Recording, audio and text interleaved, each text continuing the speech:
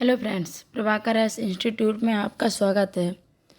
दोस्तों, आज हम भारतीय भूगोल से संबंधित कुछ प्रश्नों पर चर्चा करेंगे जो कि आने वाली परीक्षा में पैट के लिए बहुत ही महत्वपूर्ण है और सभी परीक्षाओं के लिए भी महत्वपूर्ण है। प्रश्न नंबर 1 है, खेती का वह रूप जिसमें किसान और किसान के परिवार के निर्वाह के लिए लगभग सभी फसलें उगाई जाती हैं या पशुपालन किए जाते हैं, उसे पारंपरिक रूप से किस नाम से जाना जाता है? जीविका कृषि, मिनिमलिज्म किस्म खेती, कोटा खेती, संस्थागत खेती। तो इसका ऑप्शन नंबर ए सही है।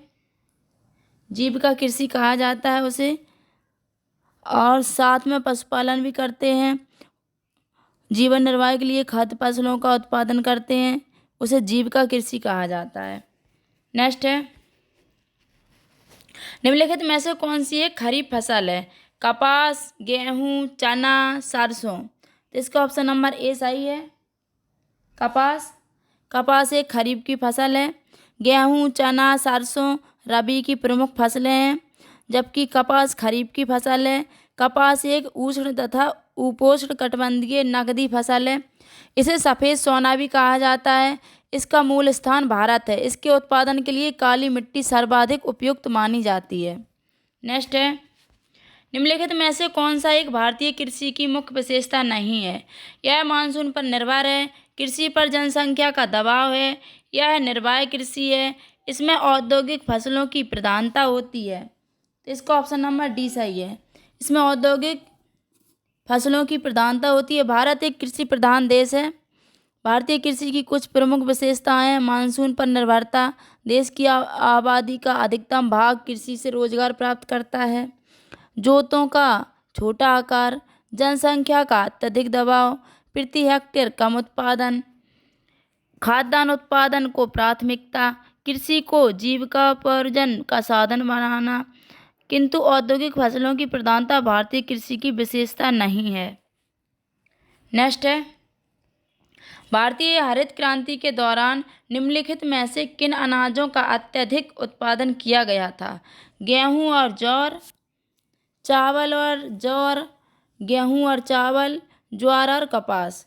तो इसका ऑप्शन नंबर सी सही है। गेहूं और चावल।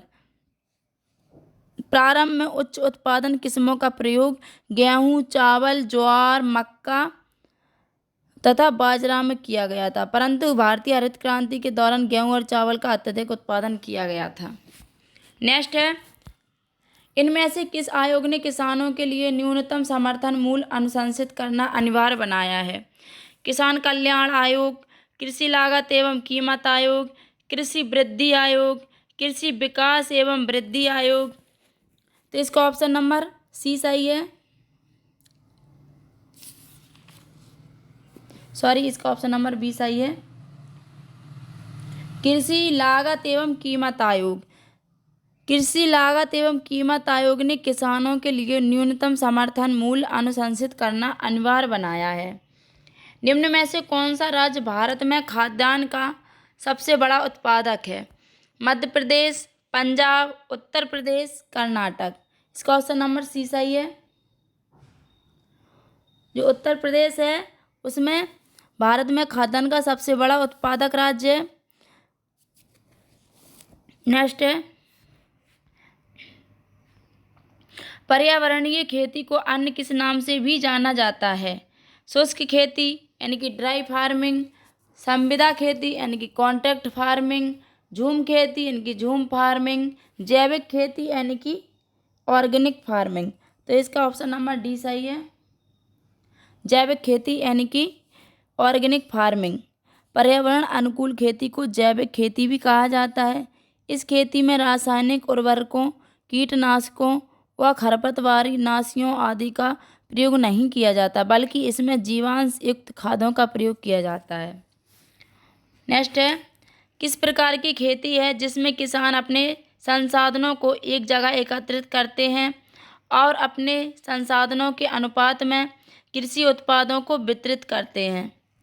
स्थानांतरित कृषि यानी कि शिफ्टिंग एग्रीकल्चर, व्यावसायिक कृषि कॉमर्शियल एग्रीकल्चर, वृक्षारोपण कृषि प्लांटेशन फार्मिंग, सहकारी खेती कोऑपरेटिव फार्मिंग।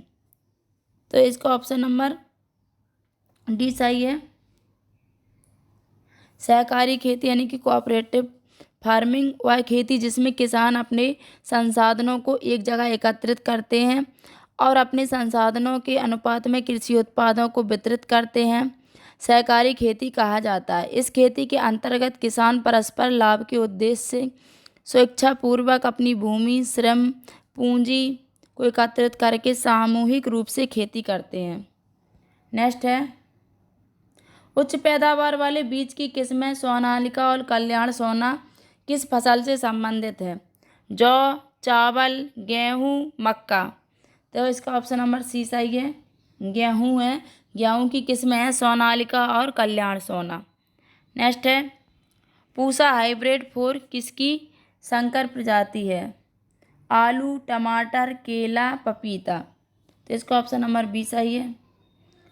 पूसा हाइब्रिड 4 है जो टमाटर की संकर किस्म है। इसे भारतीय कृषि अनुसंधान संस्थान नई दिल्ली के वैज्ञानिकों ने विकसित किया है। तो दोस्तों सेशन कैसा लगा? अगर पसंद आया हो, कुछ जानकारी मिली हो तो लाइक करें, शेयर करें और हमारे चैनल को सब्सक्राइब करें। और अगर कोई भी सुझाव देना हो तो हमें कमेंट सेक्शन में भेजें। Thank you.